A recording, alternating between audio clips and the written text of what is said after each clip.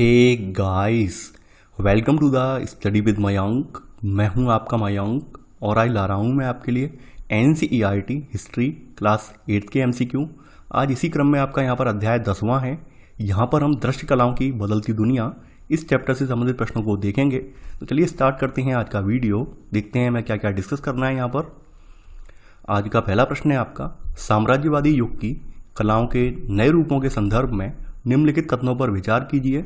पूछा गया है कौन सा कथन यहाँ पर सही है।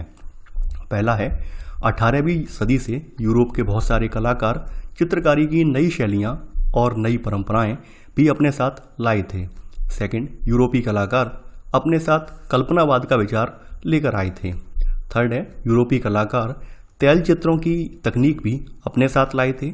इससे पहले तक भारतीय कलाकार इस तकनीक से बहुत परिचित नहीं थे। तो देखिए, हम ये देखते हैं जैसे औपनिवेशिक शासकों का आगमन हुआ है, औपनिवेशिक जो व्यापारी हैं ईस्ट इंडिया कंपनी के, उनका आगमन हुआ है, तो उन्हीं के साथ यूरोप के चित्रकार जो हैं काम की तलाश में भारत में आ गए हैं। तो ये चित्रकार जब भारत में आए हैं तो अपने साथ ये नई शैलियाँ, नई परंपराएं भी अपने साथ लेकर आए हैं। तो पहला वाला कथन यहाँ पर बिल्कुल सही है। सेकंड कथन यहाँ पर आपका गलत है। देखिए, यहाँ पर एक ध्यान देने वाली बात यह है, यूरोपीय कलाकार अपने साथ कल्पनावाद नहीं बल्कि यथार्थवाद लेकर आए थे। यथार्थ का मतलब होता है जो चीज़ हम देख रहे हैं, यानी मान लीजिए जो दृश्य हमारी आंखों के सामने है और उसे ही हम चित्रित कर दें तो ये यथार्थवाद होता है। मान लीजिए हम किसी इंसान को खेलते हुए देख रहे हैं किसी मैदान में, तो उसका चित्र हमने बना दिया ऐसा ही हूबहू, तो ये यथार्थवाद है। अब कल्पनावाद क्या होता है? कल्पना का मतलब क्या है? हमने मान लीजिए स्वर्ग कैसा होगा, मान लीजिए हमने ले लिया कि भाई इंद्र का सिंहासन स्वर्ग में इस तरह से विराजमान है, इंद्र वहाँ पर, तो एक तरह का हमारा कल्पना है। यानी हमने ना तो इंद्र का सिंहासन देखा है, ना ही इंद्र का जो नगर है वो देखा है, लेकिन हमने एक कल्पना कर ली है स्वर्ग में इंद्र का जो स्थान है वो इस प्रकार का होगा और मैं उस आधार पर एक कोई चित्र बना दिया, तो वो कल्पनावाद के दायरे में आएगा। तो ये अंतर था। तो ये लोग यूरोपीय कलाकार जो थे यथार्थवाद को लेकर आए थे, यानी कि जो चीज़ देखते थे उसे ही ये चित्रित कर देते थे। तो यहाँ पर सेकंड वाला कथन गलत हो जाएगा। इसके अलावा तैल चित्र, तैल का मतलब होता है ऑयल पेंटिंग, तो ऑयल पेंटिंग वाली तकनीक भी अपने साथ लाए थे। इससे पहले जो भारतीय जो भी चित्रकार थे वो इससे परिचित नहीं थे। तो यहाँ तीसरा वाला कथन भी आपका सही है। यहाँ पर आपका पहला और तीसरा कथन सही है। आंसर है आपका सी, केवल 1 और 3। सेकंड प्रश्न है अब आपका, मनोहारी भूदृश्यों को चित्रित करने की साम्राज्यवादी परंपरा के संदर्भ में निम्नलिखित कथनों पर विचार कीजिए। पूछा गया है कौन सा कथन यहाँ पर सही है। पहला है, इस तरह की चित्रशैली में भारत को ऐसे अनूठे भूप्रदेश के रूप में चित्रित किया जाता था जिसका भूदृश्य ऊबड़ खाबड़ तथा जंगली और मानवीय हाथों से अनछुआ दिखता था। टॉमस डैनियल और विलियम डैनियल मनोहारी चित्रशैली परंपरा के सबसे प्रसिद्ध चित्रकार रहे हैं। अगला है, डैनियल बंधुओं द्वारा बनाई गई तस्वीरों में यूरोपीय इलाकों को परिवर्तनहीन और गतिहीन जबकि भारत के परंपरागत जीवन में उत्तेजना को दिखाया है।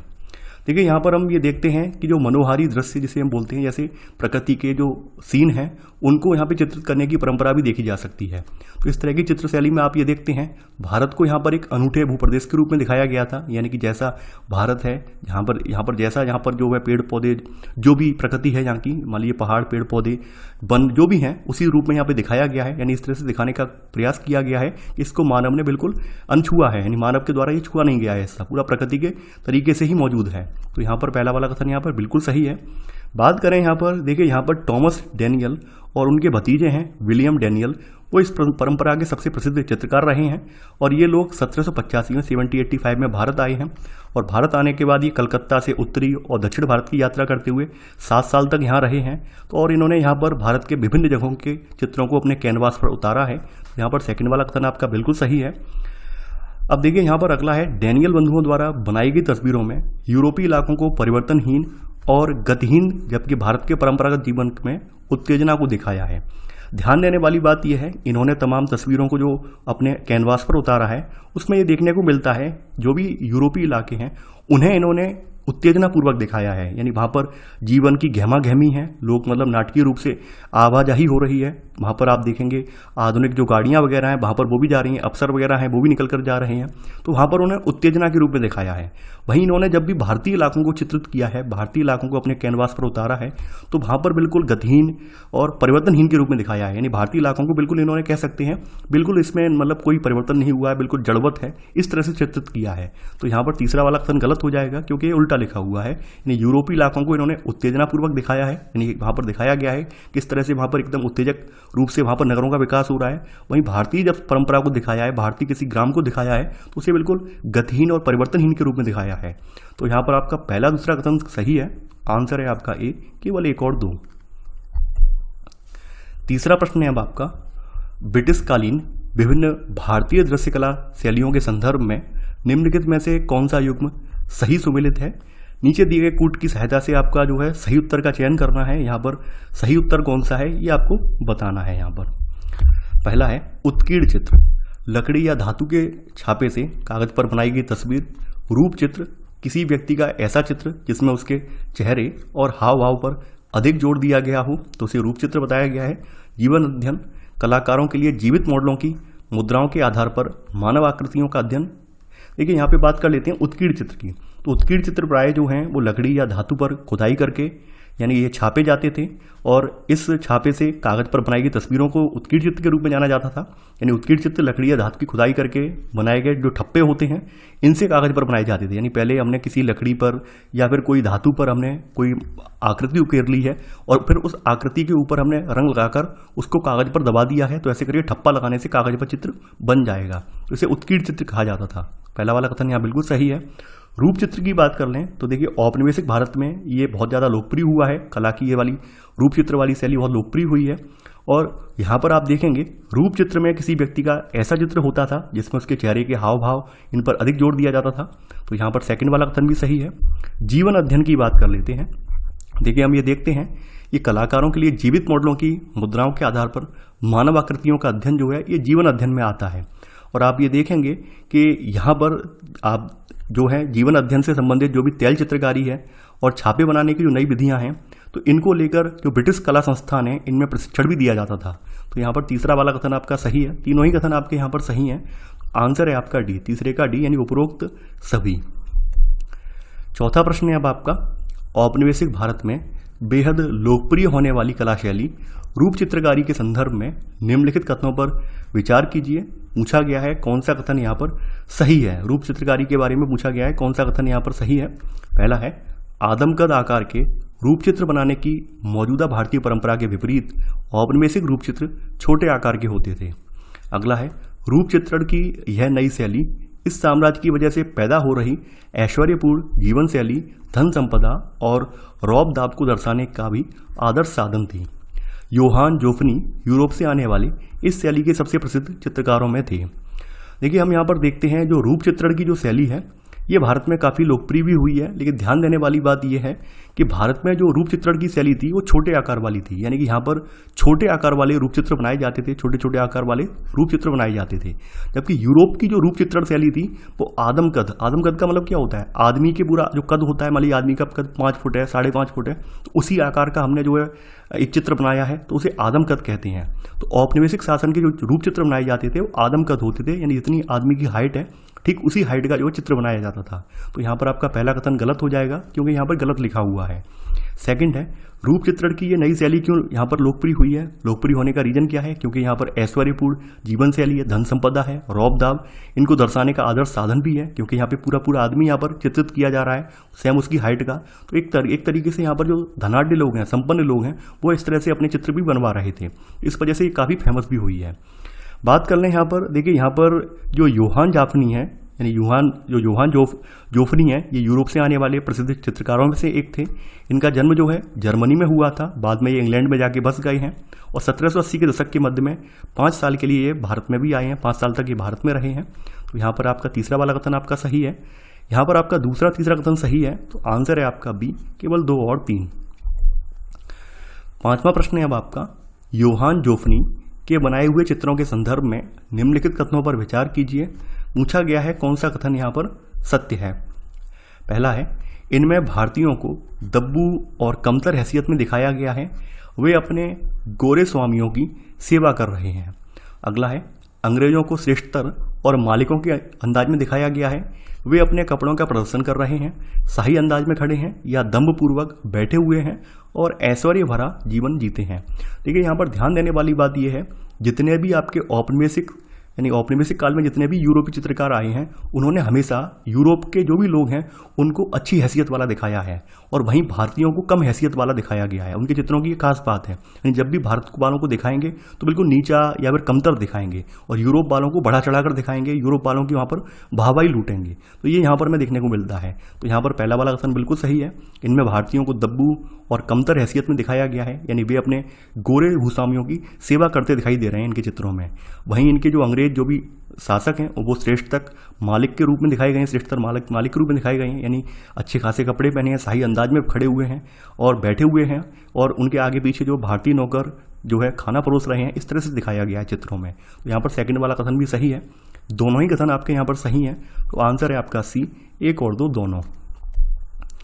छठवां प्रश्न है अब आपका, मोहम्मद अली खान जिसने ईस्ट इंडिया कंपनी की पेंशन पर आश्रित होने के बावजूद भी टिली कैटल और जॉर्ज बिलिसन नाम के 2 यूरोपीय कलाकारों को अपने रूपचित्र बनाने का जिम्मा सौंपा, कहाँ का नवाब था?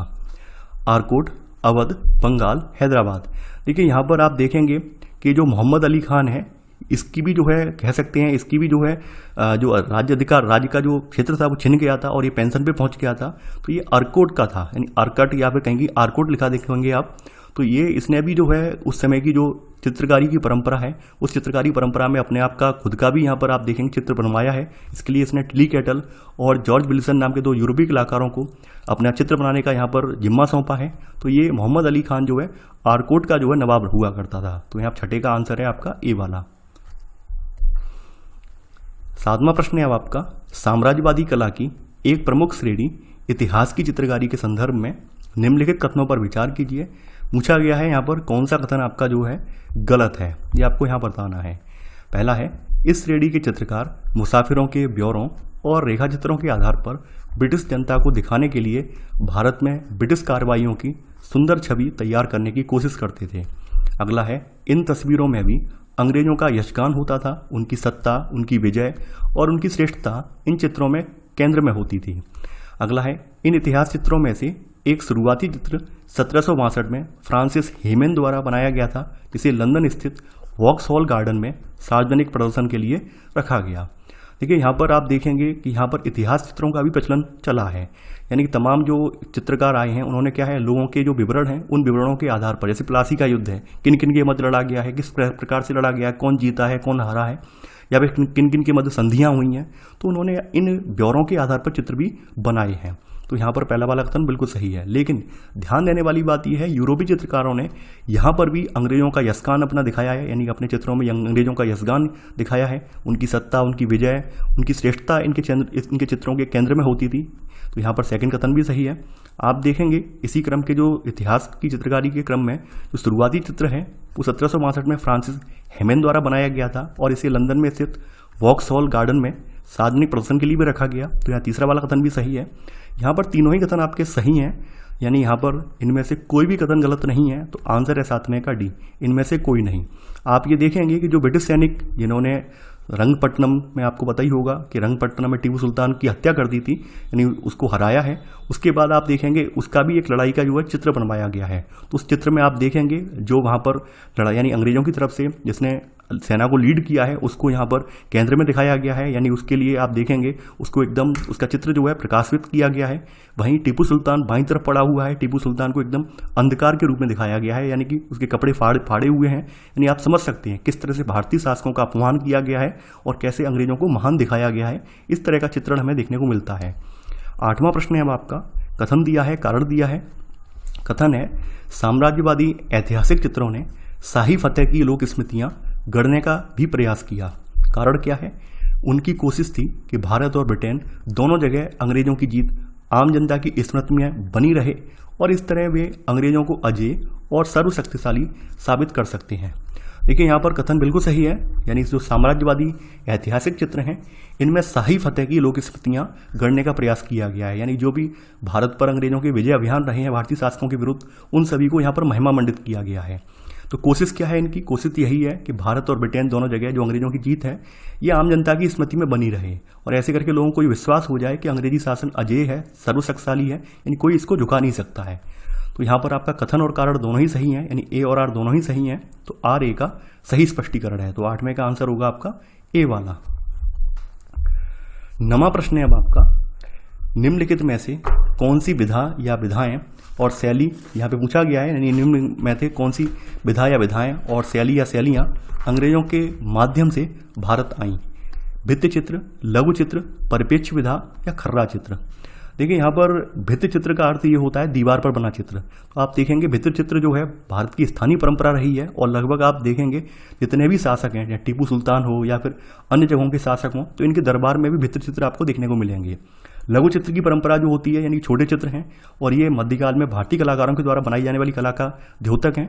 परिप्रेक्ष्य विधा का मतलब क्या होता है कि ये जो परिप्रेक्ष्य विधा है ये यूरोपीय यथार्थवाद का एक तत्व है। यानी यहाँ पर क्या होता है, जो पास की चीज़ें हैं वो चित्र में बड़ी दिखाई जाएंगी, और जैसे जैसे आप अंदर की तरफ देखेंगे तो दूर की चीज़ों को छोटा कर दिया जाता है, और एक समय के बाद वो चीज़ें विलुप्त हो जाती हैं। यानी कि यहाँ पर आप ये देखेंगे कि परिप्रेक्ष्य विधि में ये ऐसा तरीका है जिसके जरिए दूर की चीज़ें यहाँ पर छोटी दिखाई देती हैं, और समानांतर रेखाएं जो होती हैं दूर जाकर एक दूसरे में विलीन होती सी प्रतीत होती हैं। तो यहाँ पर इसमें नज़दीक और दूर वाली चीज़ों के बीच की दूरी का बोध होता है। तो ये परिप्रेक्ष्य विधा जो है ये यूरोप से आई है। खर्रा चित्र भी आपके स्थानीय लोक चित्रकला का नमूना है। तो यहाँ पर आपका 9 में का केवल तीसरा वाला जो है विधा है, यानी जो परिप्रेक्ष्य विधि है आपकी, ये विधा आपकी यूरोप से आई है और ये यूरोपीय यथार्थवाद का एक तत्व है। तो यहाँ पर आपका 9 में का आंसर होगा सी वाला, केवल थर्ड। 10वां प्रश्न है अब आपका, टीपू सुल्तान के विरुद्ध अंतिम युद्ध में अंग्रेजी सेना का नेतृत्व निम्नलिखित में से किसने किया था? Lord Clive, general sir David weird, governor general Hastings, Lord Wellesley. देखिए यहाँ पर आपको पता ही होगा जो अंतिम युद्ध हुआ था 1799 में, जिसमें श्रीरंगपट्टनम में टीपू सुल्तान लड़ते लड़ते मारे गए हैं। तो उसका जो नेतृत्व किया है अंग्रेजी सेना का, उसका नेतृत्व करता यहाँ पर जनरल सर डेविड वेयर्ड था। तो यहाँ 10वें का आंसर होगा आपका बी वाला। 11वां प्रश्न है अब आपका, दरिया दौलत महल निम्नलिखित में से किस राज्य में स्थित है? दिल्ली, राजस्थान, तमिलनाडु, कर्नाटक। देखिए दरिया जो दौलत महल है ये टीपू सुल्तान की जो राजधानी थी, आपको पता ही होगा श्रीरंगपट्टनम राजधानी थी, तो वहाँ पर टीपू सुल्तान का महल था दरिया दौलत महल के नाम से। वर्तमान में ये कर्नाटक राज्य में पड़ता है। तो यहाँ पर 11वें का आंसर होगा आपका डी वाला। 12वां चित्र है आपका, अंग्रेज अफसर स्थानीय कलाकारों द्वारा बनाई गई स्थानीय पौधों और जानवरों की, ऐतिहासिक इमारतों और स्मारकों की, त्योहारों और जुलूसों की, व्यवसायों और दस्तकारी की, जाति और समुदायों की पेंटिंग्स को बड़े शौक से अपने संग्रह में जोड़ लेते थे। इन चित्रों को किस नाम से जाना जाता है? कंपनी चित्र, दरबारी चित्र, भारतीय चित्र, लघु चित्र। देखिए यहाँ पर आप देखेंगे कि यहाँ पर इंग्लैंड से भारत आने वाले तमाम अफसर जो थे वो ऐसी तस्वीरें बनाना चाहते थे जिनके सहारे वे भारत को समझ सकें और वो यादगार के तौर पर इन चीज़ों को जो है सहेज सकें और पश्चिमी दुनिया के सामने पेश कर सकें। तो इसलिए इन्होंने क्या किया है, इसलिए यहाँ पर जो स्थानीय कलाकार हैं इनके द्वारा जो बनाई गई तस्वीरें हैं, भारतीय लोगों की तस्वीरें हैं, तो इन तस्वीरों के एक संग्रह को इन्होंने अपने पास जोड़ लिया है और वर्तमान में इन संग्रह को कंपनी चित्र के नाम से जाना जाता है। तो यहाँ पर 12वें का आंसर होगा आपका ए। 13वां प्रश्न है अब आपका, भारतीय लोक कला की खर्रा चित्रकारी के संदर्भ में निम्नलिखित कथनों पर विचार कीजिए। पूछा गया है कौन सा कथन यहाँ पर सत्य है। पहला है, गुजरात में कच्छ के स्थानीय गांव में रहने वाले चित्रकार जिन्हें पटुआ कहा जाता था खर्रा चित्रकार थे। 19वीं सदी से पहले ग्रामीण पटुआ और कुमोर आमतौर पर पौराणिक विषयों और देवी देवताओं की तस्वीरें बनाते थे। थर्ड है, खर्रा चित्र कागज के लंबे रोल पर बनाई गई ऐसी पेंटिंग है जिसे लपेटा जा सकता था। अगला है, शुरुआती खर्रा चित्रों में मुखर सुनियोजित यथार्थवादी शैली स्पष्ट दिखाई देती है। तो बात कर लेते हैं आपकी ये खर्रा चित्रकारी की। तो ये खर्रा चित्रकारी गुजरात में नहीं बल्कि बंगाल का जो काली घाट है, तो बंगाल के काली घाट के जो स्थानीय गांव हैं, स्थानीय गांव में रहने वाले जो पटुआ लोग हैं वो इस प्रकार की चित्रकारी का काम किया करते थे, यानी वो लोग खर्रा चित्रकार थे। तो पहला वाला कथन गलत हो जाएगा क्योंकि ये गुजरात का लिखा हुआ है, गुजरात के कच्छ में नहीं, बंगाल में काली घाट के जो स्थानीय गाँव हैं वहाँ की बात है। सेकंड कथन है, देखिए 19वीं सदी से पहले जो ग्रामीण पटुआ हैं और कुमोर, देखिए कुमोर जो हैं प्राय पूर्वी भारत में कुम्हारों को कहा जाता है, वहीं उत्तर भारत में ये कुम्हार होते हैं। तो ये लोग पौराणिक विषयों और देवी देवताओं की तस्वीरें ये बनाते थे। यहाँ सेकंड वाला कथन बिल्कुल सही है। खर्रा चित्रकारी, इसके चित्र जो होते थे कागज के लंबे रोल पर बनाए जाते थे और इनको लपेटा जा सकता था। जैसे आज के समय में आप कैलेंडर देखते हैं, कैलेंडर को आप आसानी से लपेट सकते हैं, और ठीक इसी प्रकार के ये चित्र होते थे, यानी इन चित्रों को भी लपेटा जा सकता था। तो तीसरा वाला कथन भी यहाँ पर सही है। ध्यान देने वाली बात यह है, क्योंकि इनके जो आख्यान हैं, इन आख्यानों को जो है पौराणिक विषयों के आधार पर बनाया गया है, तो आप समझ सकते हैं कि ये कल्पनावाद पर आधारित हैं, यथार्थवाद नहीं है, बल्कि यहाँ पे कल्पनावाद है। यानी इमेजिन करके चल रहे हैं कि भाई हमारे जो भगवान है ऐसे होंगे, देवी ऐसी होगी, देवता ऐसे होंगे, तो पौराणिक विषय हैं, तो इसलिए ये कल्पनावाद पर आधारित हैं, यथार्थवाद पर नहीं है। तो चौथा वाला कथन आपका गलत हो जाएगा। तो यहाँ पर केवल आपका दूसरा तीसरा कथन सही है, तो आंसर है आपका बी, केवल 2 और 3, 13वें का बी। 14वां प्रश्न है अब आपका, पौराणिक चित्रों को अपनी शैली में प्रकाशित करने और बेचने के इरादे से printing press Calcutta art studio की स्थापना किस वर्ष की गई? 1880, 1885, 1878, 1892। देखिए यहाँ पर आप देखेंगे 1878 की बात है। यहाँ पर कलकत्ता आर्ट्स स्टूडियो 19वीं सदी के आखिर के कलकत्ता में स्थापित की गई और ये सबसे सफल प्रेसों में से एक थी। और इसका शुरुआत में जो है स्थापित करने का लक्ष्य क्या था, जो पौराणिक चित्र हैं इनको अपनी शैली में प्रकाशित करना है, तो इस वजह से ये स्थापित की गई थी। तो 14वें का आंसर होगा यहाँ पर सी वाला, 1878 में स्थापित की गई थी कलकत्ता में। 15वां प्रश्न है अब आपका, राष्ट्रवादी आंदोलन में चित्रकला के योगदान के संदर्भ में निम्नलिखित कथनों पर विचार कीजिए। पूछा गया है कौन सा कथन यहाँ पर सत्य है।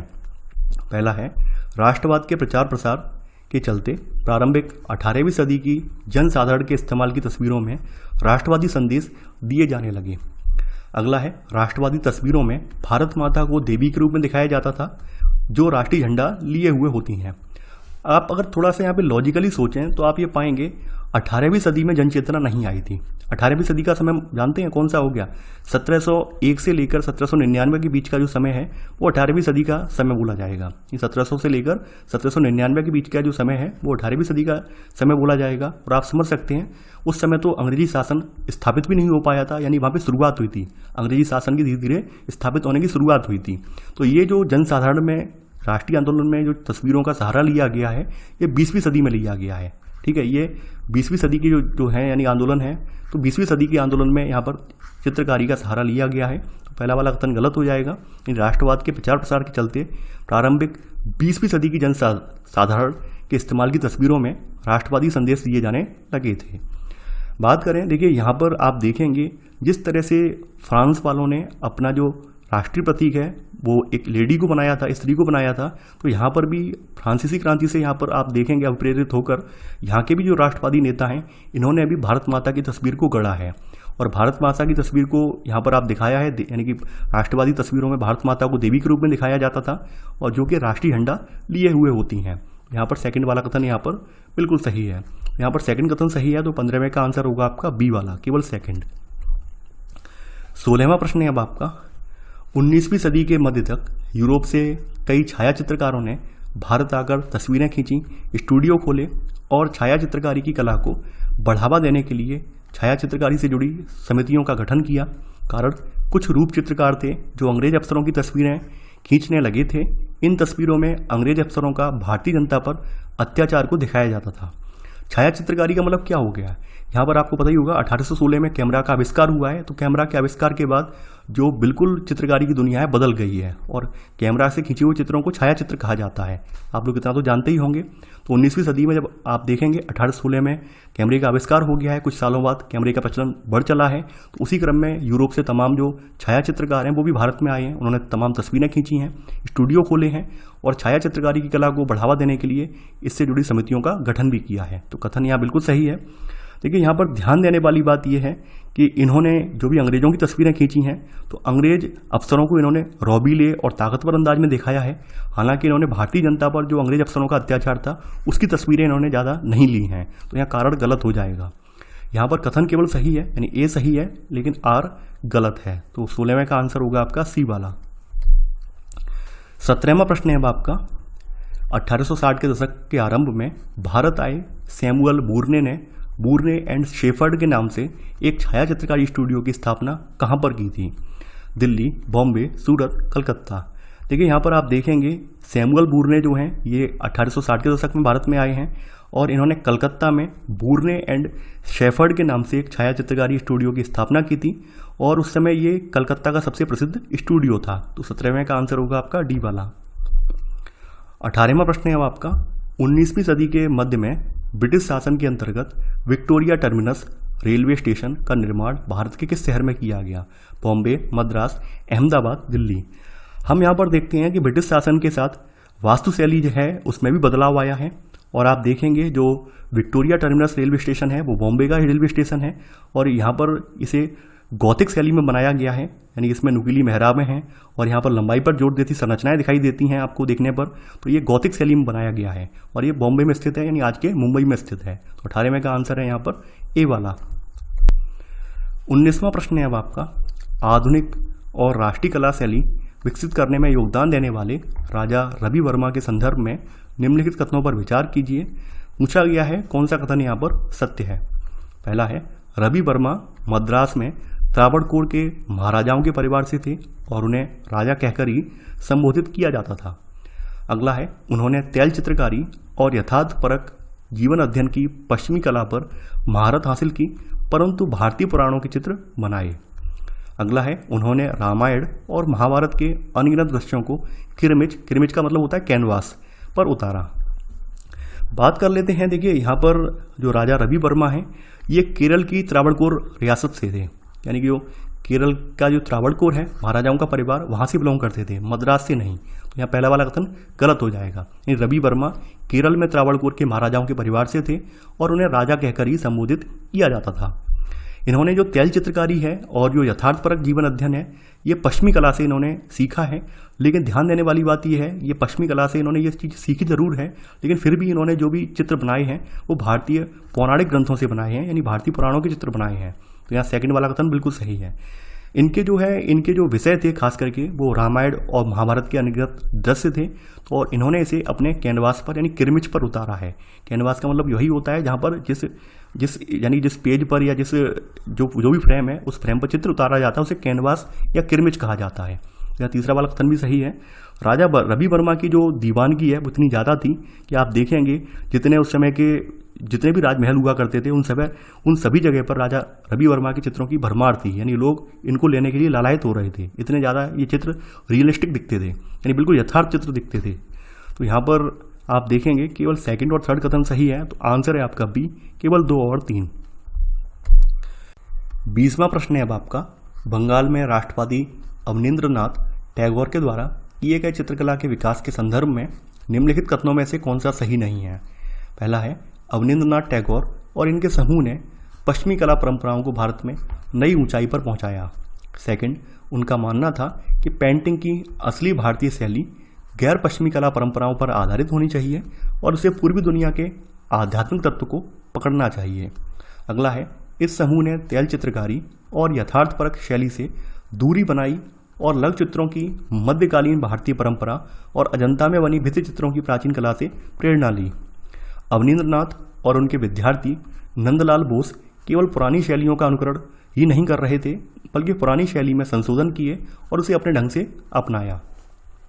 तो बात कर लेते हैं अवनींद्रनाथ की।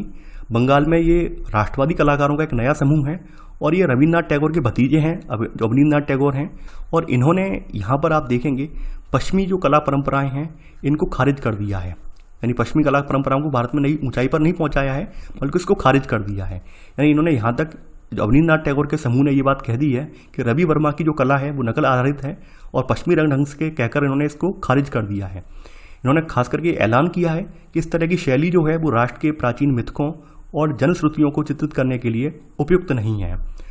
इनका मानना यही था कि जो पेंटिंग है, पेंटिंग की असली भारतीय शैली गैर पश्चिमी कला परंपराओं पर आधारित होनी चाहिए और पूर्वी दुनिया का जो आध्यात्मिक तत्व है वो इसमें निहित होना चाहिए। यानी आप यूरोप से जब देखते हैं तो यूरोप से हम लोग पूर्व में पढ़ते हैं, तो पूर्व में आप देखेंगे हमारे यहाँ आध्यात्म का बोलबाला है। तो इनका मानना यही था कि जो भी चित्र बनाए जाएं उनमें आध्यात्मिकता का भाव दिखना चाहिए। यहाँ सेकंड वाला कथन बिल्कुल सही है। इन्होंने प्रेरणा कहाँ से ली है? देखिए, इन्होंने जो चित्रकारी की प्रेरणा ली है वो आपके मध्यकालीन भारतीय परंपरा, लघु चित्रों की मध्यकालीन भारतीय परंपरा और जो प्राचीन समय में यानी जो आपके अजंता एलोरा गुफाओं में भित्ति चित्र बनाए गए हैं वहाँ से इन्होंने प्रेरणा ली है। तो सी वाला कथन यहाँ पे बिल्कुल सही है। यहाँ पर आप देखेंगे जो इनके अवनींद्रनाथ के जो चित्र हैं उनमें हल्के रंगों का प्रयोग हुआ है और कोई गाढ़ी रेखा की उपस्थिति नहीं है, यानी कोई गाढ़ी रेखा यहाँ पर नहीं देखने को मिलेगी। खास करके आप देखेंगे बिल्कुल इनकी शैली में जापानी जल रंगों का प्रयोग किया गया है, यानी ये जापान वाली शैली से भी इंस्पायर्ड थे। अवनींद्रनाथ के यहाँ पर साथी हैं, यानी इनके अवनींद्रनाथ के एक विद्यार्थी हैं नंदलाल बोस, इन्होंने केवल पुरानी शैलियों का अनुकरण नहीं किया था, बल्कि थोड़ा सा इसमें संशोधन किया था और इसे नए ढंग से अपनाया भी था। तो यहाँ पर डी वाला कथन भी सही है। यहाँ पर केवल ए वाला कथन गलत है, तो आंसर है यहाँ पर आपका 20वें का ए। 21वां प्रश्न है अब आपका, काकुजो तथा उनके द्वारा चलाए गए एशियाई कला आंदोलन के संदर्भ में निम्नलिखित कथनों पर विचार कीजिए। पूछा गया है कौन सा कथन यहाँ पर सत्य है।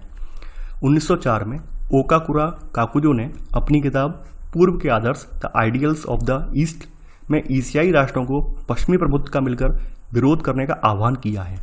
ओकाकुरा ने चीनी कला का शोध किया और चीनी कला की परंपरागत तकनीकों को बचाने की जरूरत पर जोर दिया। ओकाकुरा ने शांति निकेतन का दौरा किया था और रविंद्रनाथ टैगोर तथा अवनींद्रनाथ टैगोर पर गहरा प्रभाव डाला था। बात कर लेते हैं देखिए ओकाकुरा की। तो 1904 में ओकाकुरा ने जापान में अपनी एक किताब जिसका शीर्षक है यहाँ पर पूर्व के आदर्श, ये एक प्रकाशित की है। और यहाँ पर आप देखेंगे यह पुस्तक अपनी पहली पंक्ति की वजह से बहुत फेमस हुई थी। पहली पंक्ति यहाँ पर इसकी ये थी, एशिया एक है। ओकाकुरा का ये कहना था कि पश्चिम द्वारा एशिया का अपमान किया गया है और एशियाई राष्ट्रों को पश्चिमी प्रभुत्व का यहाँ पर मिलकर विरोध करना चाहिए। तो यहाँ पहला वाला कथन बिल्कुल सही है। आप देखेंगे ओकाकुरा जो हैं इन्होंने जापानी कला पर शोध किया है, ना कि चीनी कला पर। यानी ओकाकुरा ने यहाँ पर जापानी कला पर शोध किया है और यहाँ पर इन्होंने एक ऐसे समय में जापानी कला की, यानी कि चीनी कला की नहीं बल्कि जापानी कला की परंपरागत तकनीकों को बचाने की जरूरत पर जोर दिया है। तो यहाँ सेकंड कथन गलत हो जाएगा। इसके अलावा आप देखेंगे ओकाकुरा ने जो है शांति निकेतन का भी दौरा किया है, रविंद्रनाथ टैगोर से भी मिले हैं, अवनींद्रनाथ टैगोर पर भी इन्होंने गहरा प्रभाव डाला है। यहाँ तीसरा वाला कथन भी सही है। ओकाकुरा ने यहाँ पर जापान में अपनी पहली जापानी कला अकादमी की भी स्थापना की है और ये इसके प्रधान संस्थापक भी थे। यहाँ पर आपका 1 और 3 कथन सही है, तो आंसर है आपका सी, केवल 1 और 3। तो ये था हमारा आज का वीडियो। आई होप आपको ये वीडियो पसंद आया होगा। आप लोग इस वीडियो को लाइक शेयर करना बिल्कुल ना भूलिए। और देखिए बिल्कुल अब हमारा क्लास 8th की जो हिस्ट्री की MCQ वाली सीरीज है ख़त्म होने वाली है, तो आप लोग परेशान ना हो। इसके बाद हमारी नई सीरीज स्टार्ट होगी, तो तब तक के लिए बने रहिए। वीडियो को लाइक शेयर करना बिल्कुल ना भूलिए। तो चलिए आज के लिए बस इतना ही। Thanks for watching. जय हिंद।